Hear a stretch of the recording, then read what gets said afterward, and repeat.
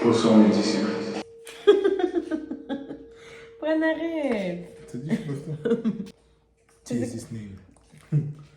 Tu veux dire quoi? Dans le nom de Jésus, mais ouais. Ah ouais? Quand Daddy disait, il a trop gagné. Jesus name. Ouais, vas-y. Oh. Il n'a même pas prié, tu parles d'un truc. Ah oui, c'est vrai. J'ai jamais compris pourquoi quelqu'un comme toi pourrait m'aimer autant. J'ai beau faire les mêmes erreurs 10 fois, 100 fois, toi tu pardonnes tout le temps. J'ai beau essayer de faire des calculs, hélas je peux pas compter tes bienfaits. Tu m'as choisi, t'es là pour moi, je suis refaite. Bonjour à tous. On est là pour la première vidéo. On va un peu se présenter, on va un peu parler de nous. On va répondre à quelques petites questions pour se présenter. Donc, comment on s'est rencontrés? Comment c'est rencontré? Tu te rappelles? Ouais. Vas-y, dis. On dit, toi. Mais dis! Toi, dis. Mais nous, les filles, on se rappelle. Je veux savoir si toi, tu te rappelles. Les gars sociaux aujourd'hui. Bah, dis, s'il te plaît. On s'est rencontrés sur les réseaux. On s'est rencontrés sur les réseaux? Ou tu m'as envoyé un message sur Snap? Tu m'as envoyé un message. et Bien c'était- sûr. C'est jamais vrai. Donc, tu m'as envoyé un message sur Snap. Après, bref, on parlait et tout. Et après, on s'est vus, tout ça. Bah voilà, c'est comme ça qu'on s'est rencontrés en vrai de vrai. Comment étaient nos débuts? Eh bah, nos débuts, on n'était pas en Christ. On était dans le monde, on faisait notre vie, on sortait, on pouvait aller quelquefois en boîte, on pouvait aller dans les chichas. Ensemble, hein, on faisait tout ça ensemble et tout. Des débuts, on va dire un peu mouvementés, hein, bah forcément quand tu n'as pas Christ avec toi dans ton couple, forcément mouvementé. Lui, quand il m'a rencontré, moi j'avais ma fille, ma plus grande à l'heure actuelle qui a 10 ans. Il a accepté ma fille, il nous a accepté nous deux quoi. Après, on a passé 2 ans je crois ensemble et on a eu notre deuxième fille. Parce que ma première fille, il la considère comme sa fille. Donc, ma première fille la considère comme sa fille et du coup on a eu notre deuxième fille. Bah, on n'était pas encore mariés, on n'était pas vraiment dans la voie de Dieu à ce moment-là. Pour être honnête, on était dans une famille chrétienne mais on calculait pas trop. Vraiment on calculait pas trop, on faisait notre vie comme si notre vie nous appartenait. On était des religieux. Ouais, des religieux. Quand on dit religieux, je vais m'exprimer pour ceux qui ne connaissent pas. Quand on dit religieux, c'est ceux qui sont chrétiens que les dimanches. C'est assez fort ce que je suis en train de dire, ça peut faire peut-être mal, mais être religieux, c'est ça, c'est ceux qui sont chrétiens que les dimanches. Ça veut dire dimanche, ils vont à l'église, mais tout le reste de la semaine, ils n'ont pas d'intimité avec Dieu.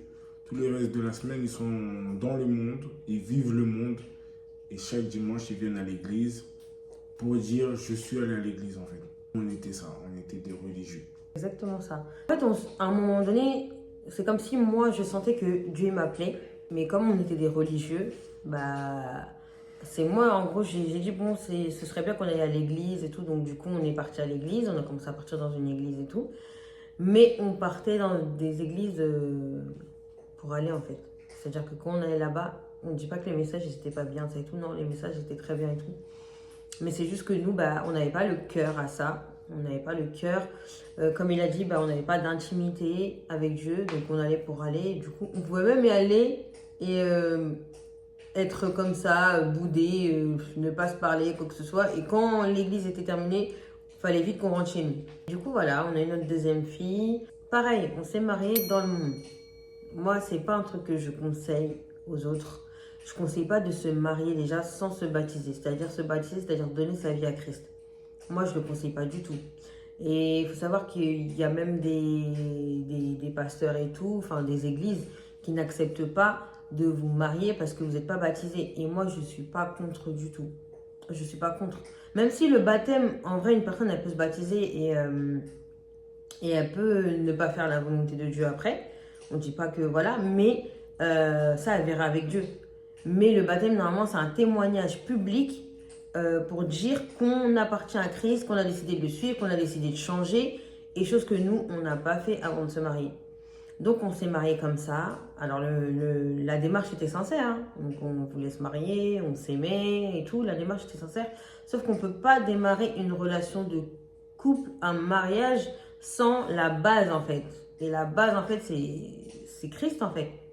Et nous, on a démarré un mariage comme ça. Il faut savoir qu'en fait, il y a des étapes dans la vie où c'est... Bon, toute notre vie, on peut être éprouvé. Mais il y a des étapes dans la vie qui sont vraiment très, très combattues. Il y a la grossesse. La grossesse, c'est quelque chose de très, très combattu parce que dès le plus jeune âge, le diable veut attraper les enfants et il veut voilà, en faire ce qu'il veut. Le mariage, c'est quelque chose de très, très combattu.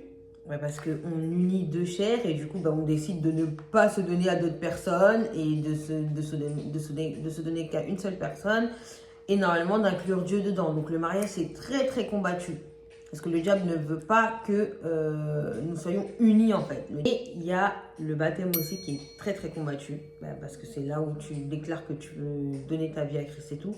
Donc forcément, avant que tu décides de faire cet acte ou même après, tu es très très combattu. Ça c'est, pour moi en tout cas, c'est vraiment les étapes qui sont le plus combattues. Donc forcément, quand on est rentré dans notre mariage, on a été combattu.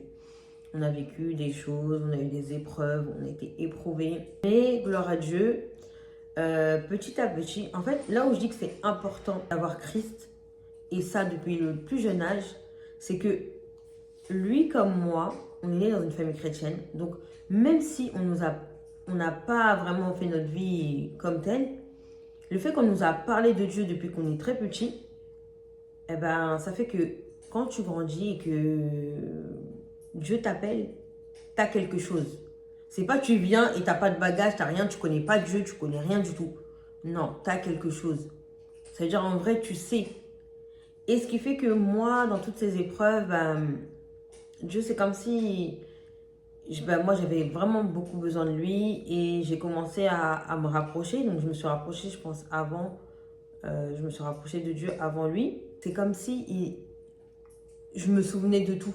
Je me souvenais de qui il était. Et du coup, j'avais cette envie, j'avais cette soif de vouloir le connaître. J'avais cette soif qu'il m'aide.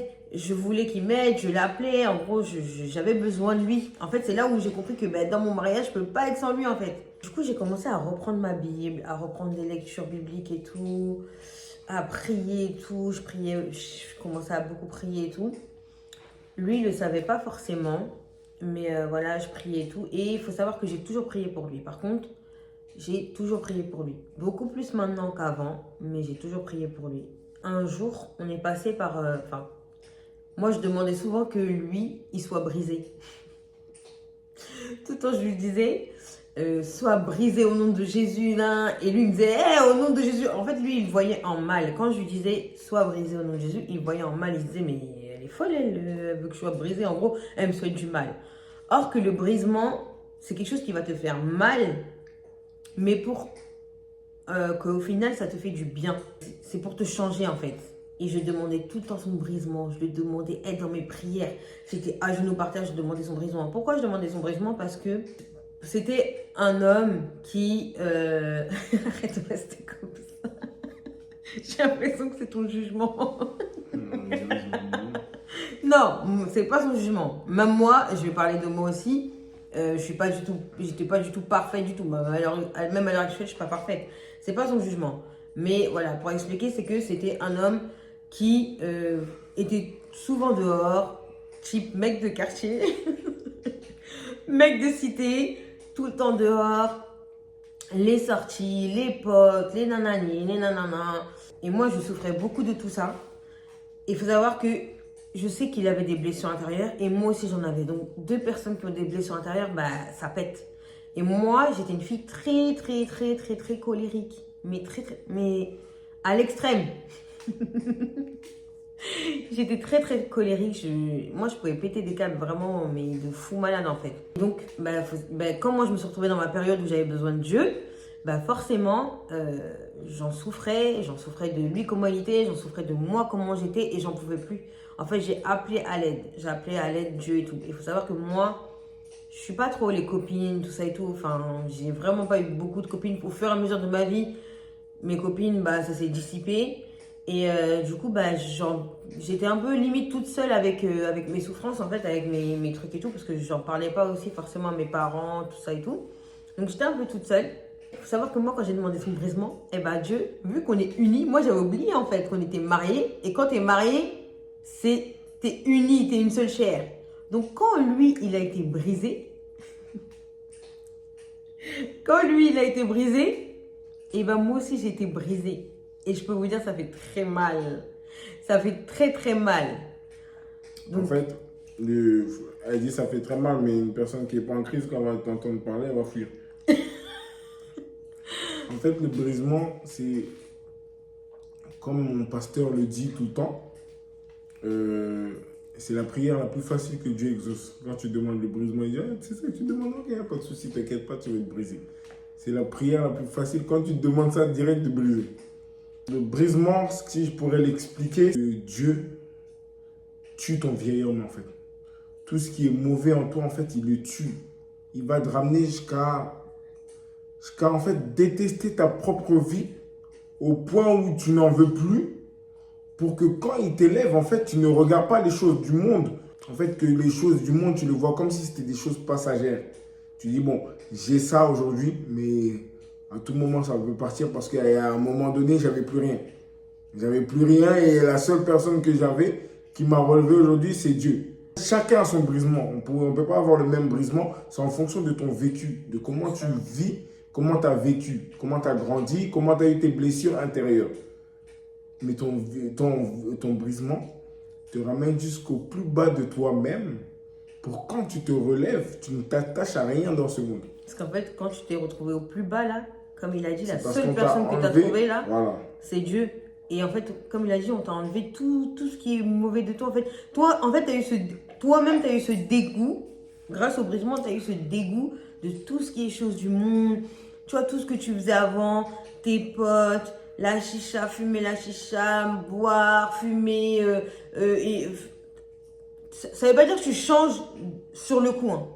Mais à ce moment-là, tu ressens un dégoût déjà. En fait, un brisement, c'est pas du jour au lendemain, c'est petit à petit. C'est un stage.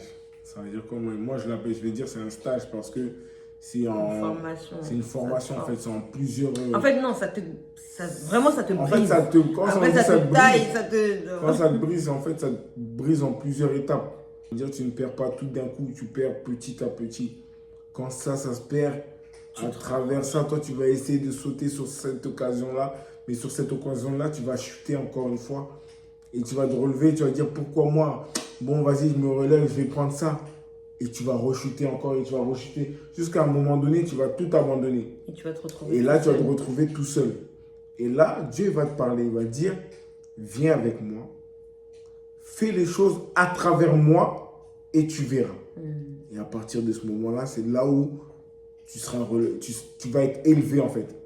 C'est là où en fait, tu ne penseras pas à faire des choses à travers ta chair, mais tu feras des choses à travers le Saint-Esprit. Si je pourrais vous édifier, en fait, pour que vous compreniez mieux, pour ceux qui ne connaissent pas encore la vie chrétienne, mais en fait, c'est que là, en fait, tu vas dédier ta vie à ton Dieu avant de la dédier à toi, en fait. Tu vas mourir. En fait, tu meurs. La mort à soi. Voilà, la mort à soi pour être élevé, en fait, au travers de Christ. Donc voilà, c'est ça le brisement. En fait, si je peux vous le dire en global. De toute façon, après, il y aura plusieurs vidéos où on va expliquer, il y aura plusieurs thèmes et tout. Donc, il y a tellement de choses à dire, tellement de choses à parler de la vie chrétienne, de comment on passe de telle personne à telle personne. Parce qu'il faut savoir que souvent, quand il y a un brisement, il y a un avant et il y a un après. Et en fait, c'est ce qui s'est passé pour nous. C'est que toutes les personnes qui nous ont connus avant, à l'heure actuelle, quand ils nous voient, ils voient qu'il y a un avant et un après. Et ça, c'est la plus belle des choses. Donc, c'est pour ça que je dis, ça fait mal, mais c'est beau après. Et du coup, à partir de là, à partir de ce brisement, donc comme je disais, moi, je pensais vraiment que c'était lui qui allait être brisé tout seul, genre comme si moi, voilà, alors que moi aussi j'ai des défauts, moi aussi, voilà. Et j'ai été brisée aussi, et ça m'a fait mal. Mais aujourd'hui, on vit la meilleure vie qu'on n'aurait jamais pensé vivre en fait. Ce brisement nous a tellement aidés, il nous a tellement rapprochés, il nous a restaurés en fait, il nous a guéris et tout.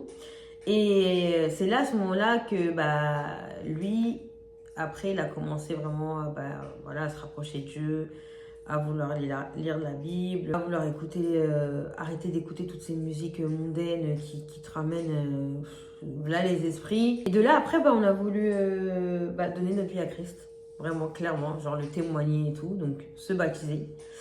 Et ce qui est beau, c'est que c'est vrai qu'on s'est mariés dans le monde, mais au final, on s'est baptisé en même temps, le même jour. Moi, j'étais déjà baptisé à la base. Ah oui. Moi, j'étais déjà baptisé parce que moi, j'ai commencé à l'époque, on dirait j'ai 50 ans. J'étais déjà baptisé en fait en catholique.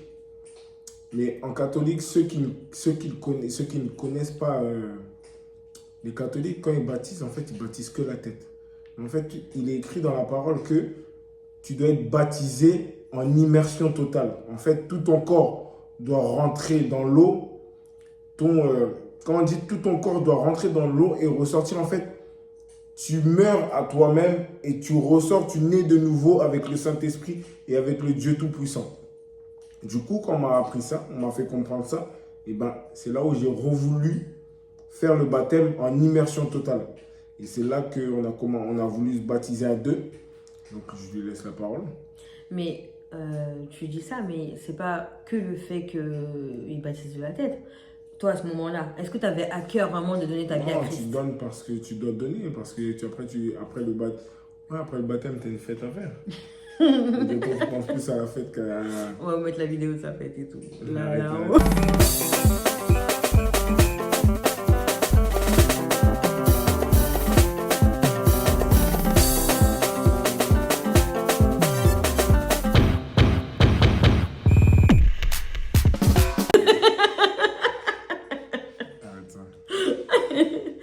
Non, mais voilà, c'était ça aussi. Tu n'avais pas à cœur vraiment de donner ta vie à Christ. Tu baptises, mais en fait, on te baptise sans même te dire pourquoi tu te baptises, en fait. Tu vois? C'est pour ça que, en vrai de vrai, tu dois laisser, par exemple, ceux qui ont des enfants, tu dois laisser ton enfant grandir et avoir une conscience et dire par elle-même ou par lui-même, dire, je veux donner ma vie en Christ.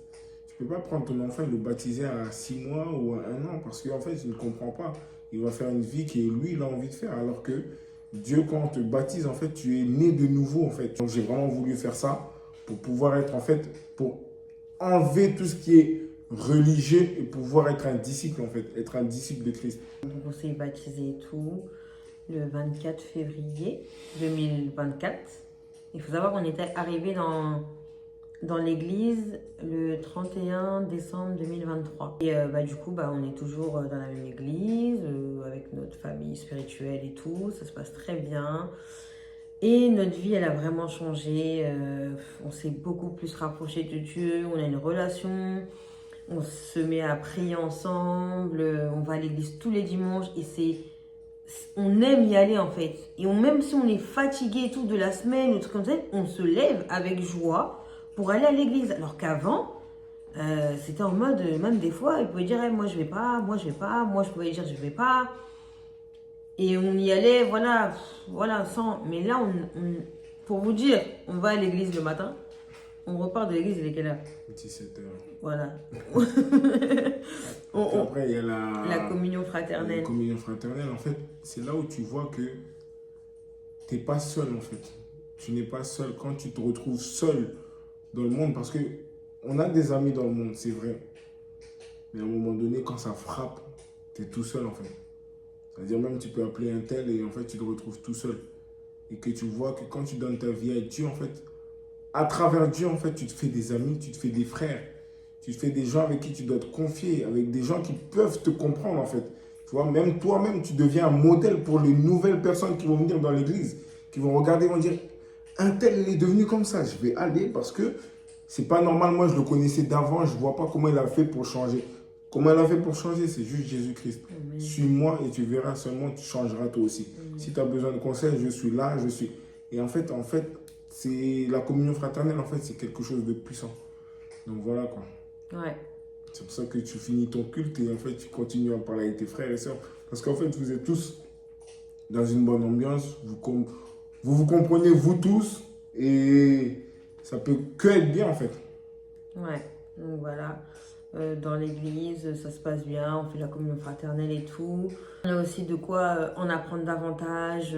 Tu peux avoir des cours ou des choses comme ça où tu en apprends davantage et tout. sur la parole. Donc, on est vraiment édifié au quotidien. Il y a des temps de prière. Et vraiment, spirituellement, franchement, ça va faire 1 an qu'on est dans l'église.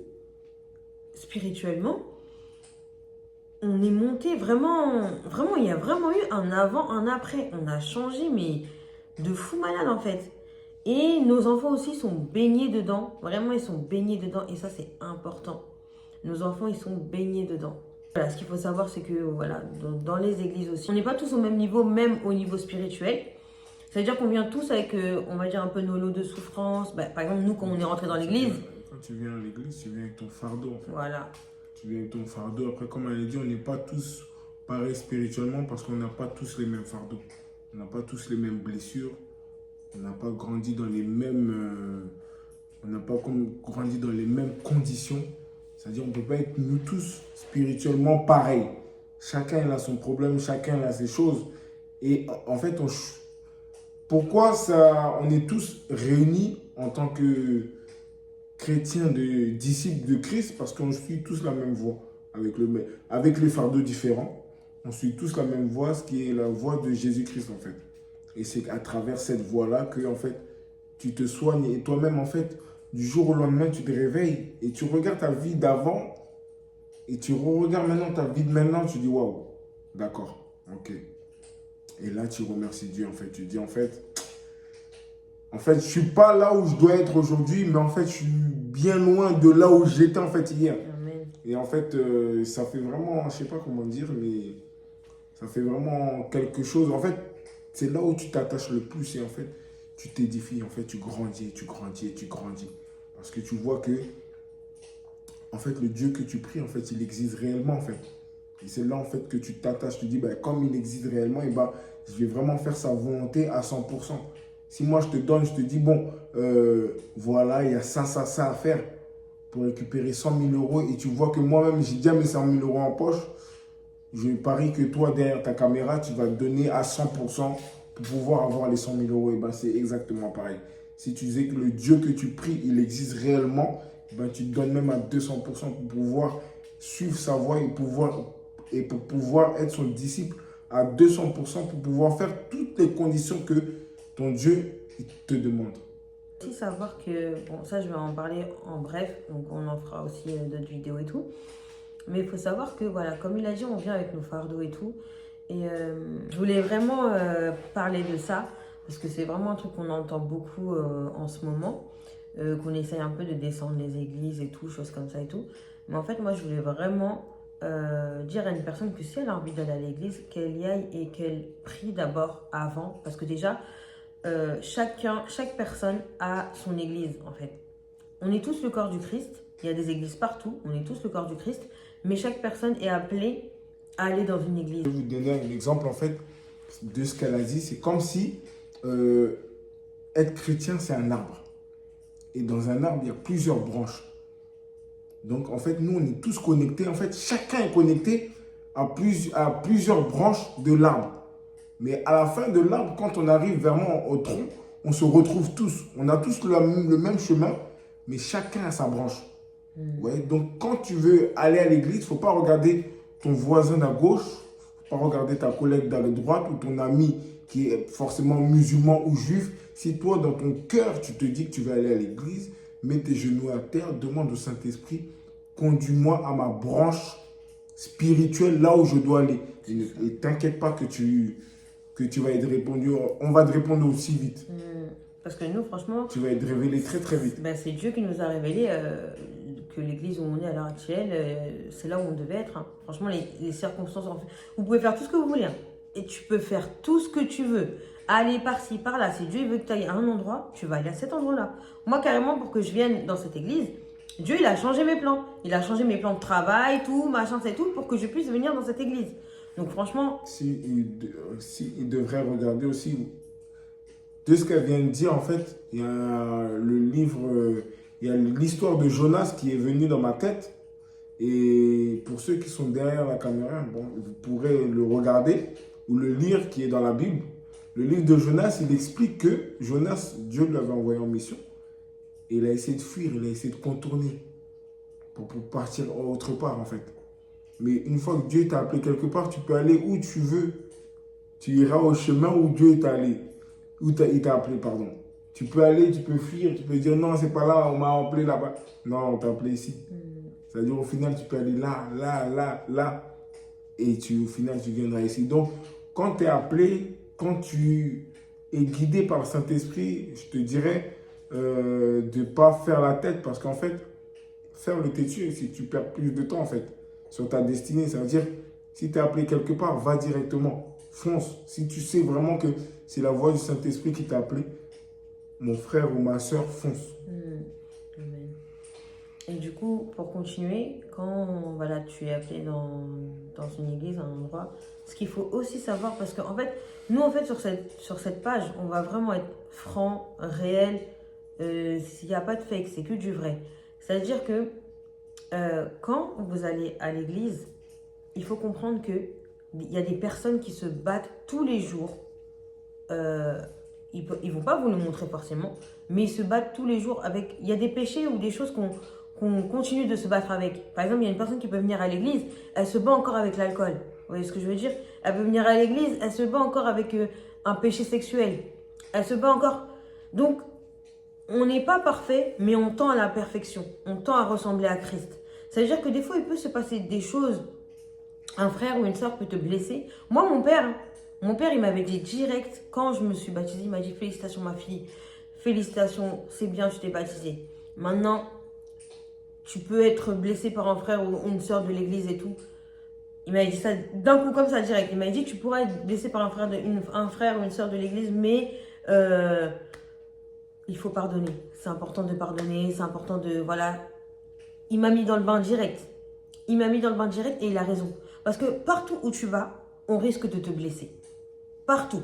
Que ce soit au travail, que ce soit à l'école, que ce soit... On risque de te blesser. Une personne t'a forcément blessé. L'église, les gens ne sont pas parfaits. La seule personne qui est parfaite, c'est Jésus. Mais les gens ne sont pas parfaits. Donc, si vous êtes... Parce que je sais aussi qu'il y a des personnes qui ne vont pas à l'église parce qu'ils ont été blessés par les églises. Mais c'est pas Jésus qui vous a blessé. C'est peut-être une personne. Et Dieu nous demande de pardonner.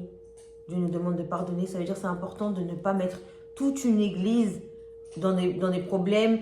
Parce qu'en fait, c'est le nom de Jésus qui est entaché.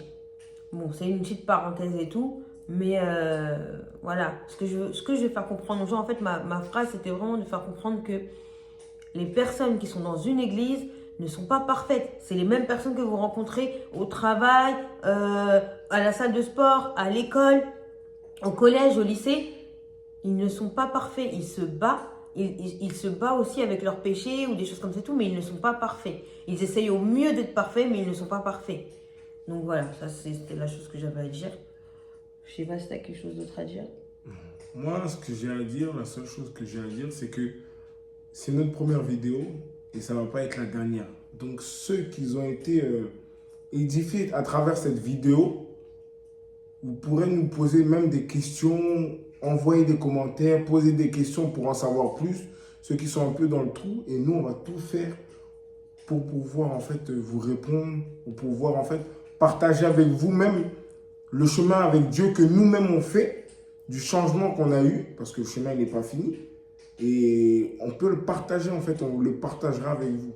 Donc c'est peut-être la première, la vidéo, mais c'est sûr et certain que ça ne sera pas la dernière. Amen. Donc j'ai juste ça à dire. Ok, ouais, ce ne sera pas la dernière. Donc comme il a dit, n'hésitez pas à commenter, poser des questions, comme ça nous, ça nous fera des sujets de vidéo. Comme ça on répondra à vos questions.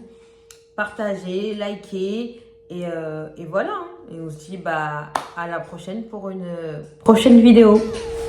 Tchuss, que Dieu vous bénisse.